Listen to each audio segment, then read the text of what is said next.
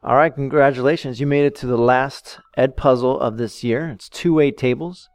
How are two-way tables used when determining possible associations between different categories? And this is all we can get to this year, so get that last essential question down.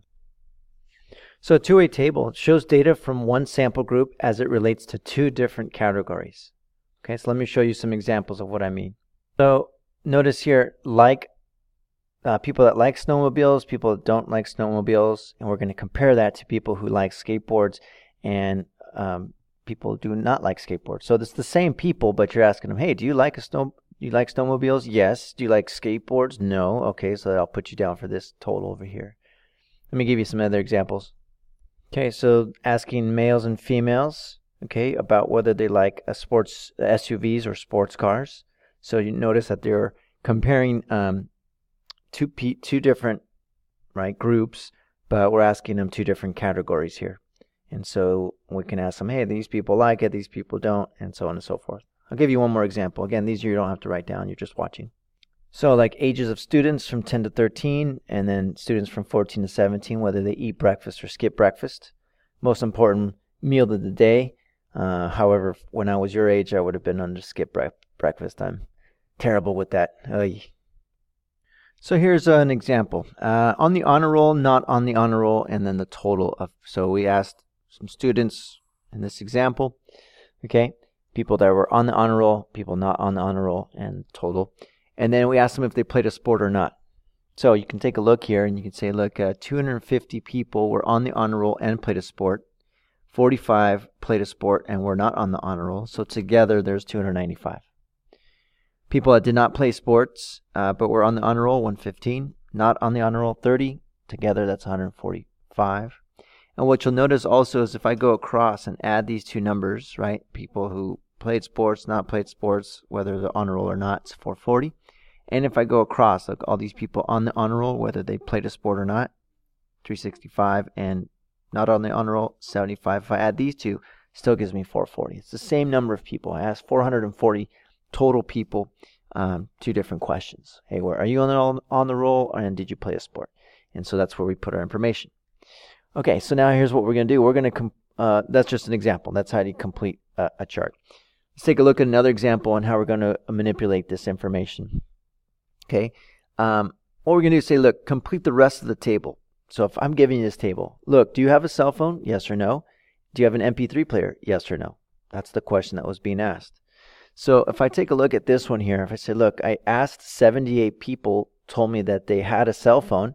57 of them said they also had an MP3 player. So what is this missing number over here?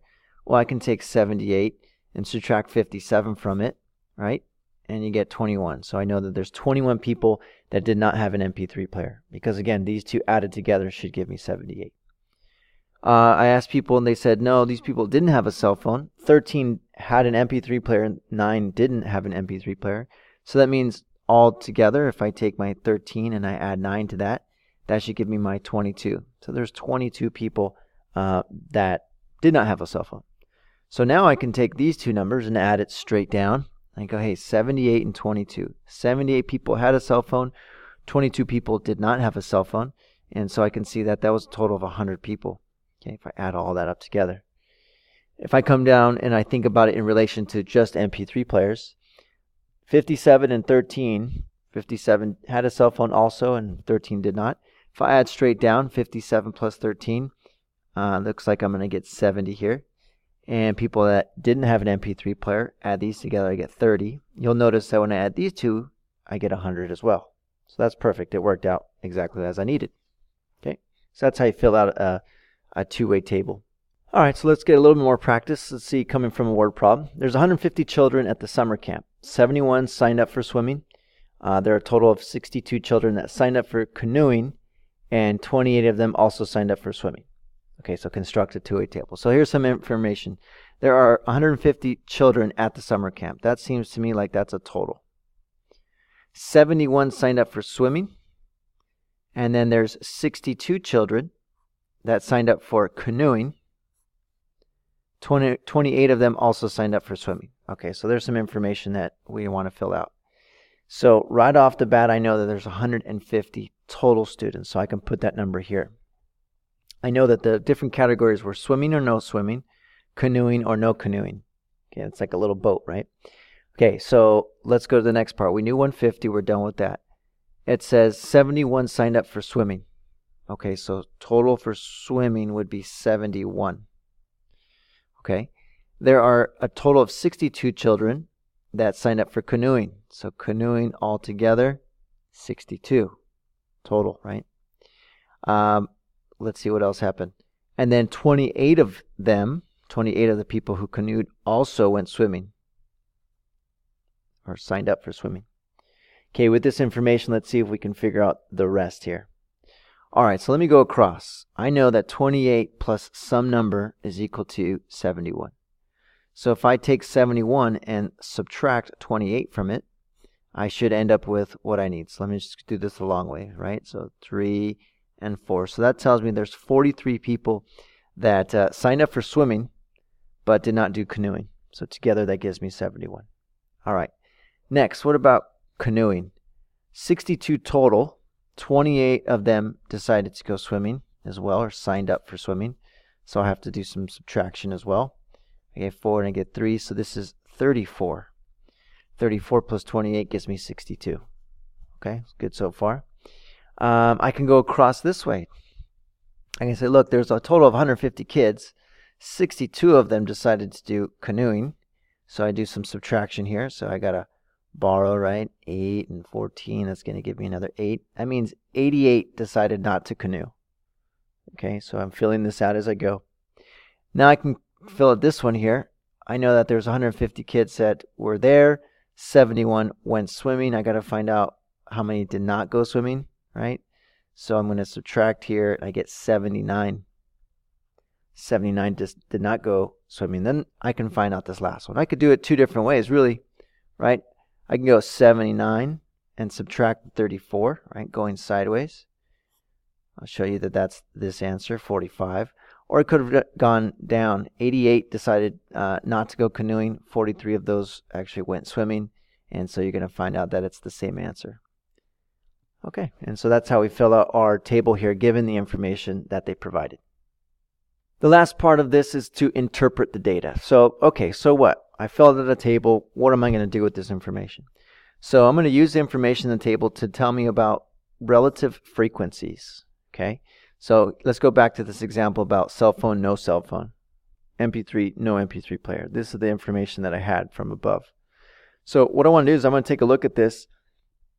And I want to see this in relation here to some of this stuff. So let's take a look. 57 out of 78. So this is in relation to cell phone because I'm going sideways. 57 out of 78 people that we asked out of the 100, okay, told me that they had a cell phone and an MP3 player, 73%. Going across, 21 out of 78 said they didn't have an MP3 player but had a cell phone. Then I go about down this one, 13 out of 22, 13 out of the total, 59% said no cell phone and an MP3 player, and 9 out of 22, or 41%, said that they had no cell phone and no MP3 player. What does this mean? That means that we take a look at these numbers. This is the highest number here. So most of the students who own a cell phone also have an MP3 player. That's the information that we can pull from this. Say, oh, in relation to cell phones here, 73%, most of them that had a cell phone also had an MP3 player. Okay, we come over here. The least amount was if you had a cell phone, you didn't have an MP3 player, that was the least amount. So it's most likely that someone that has a cell phone will also have an MP3 player, according to this data. And we go to our last example. Table shows some students how they get their news, either through the TV or through internet. And this is by grade level, 7th grade and 8th grade. So you can see, look, TV total, I can add this up real quick. That's 33. 33 total students get their news from TV. I add this up over here, and I get 7 and 1. That's 117 students, 7th and 8th graders, get their news from the internet. So that means if I add across, if I take 117 and add 33, that should tell me how many people I've actually asked. And it looks like 150 people I asked. Okay, 150, that's 7th and 8th graders. If I go across and say, hey, how many 7th graders total did we ask? We can go 49 and 13. All right, add that stuff up together and we get 62. So 62. Now if I go across, get this and add that, it should give me this number, right, which is 88. And if I add 62 and 88 together, right, I should end up with the number I'm looking for, which is 150, and it is. Okay, perfect. Okay, so what does all this mean? Well, now that I figured this out, in relation to going down this time, I'm going to say, hey, look, all the people watching, getting news, I just divided. I said 13 divided by 33, 20 divided by 33, 49 divided by 17, and 68 divided by 17. These are the numbers that I got. And I can see here that 60%, that's the highest one. It said of those who get their TV from their news from TV. So if we're talking just of TV, 60% of them were 8th graders and 40% were 7th graders. Of those that got their news from the internet, looks like most of the 8th graders got their news right here. And so we can go in relation to the actual modes of information, whether it was from the TV or from internet. We can talk about that. Okay, so the more important thing is that you're filling out these boxes, and then when you're dividing, you're either dividing here because you're saying, hey, in relation to 7th grade, or in relation to 8th grade, which, what did they get more of? And you can take a look at the actual numbers, right? You say, oh, look, there's a lot here. I want to know actual percentages, okay? Because it looks like we asked more 8th graders than 7th graders, so that would not be fair just to say, oh, 68, that's the highest number. We want to know in relation to the total number here, okay? That's it for notes. Sorry, I kept it at under 12 minutes. See ya.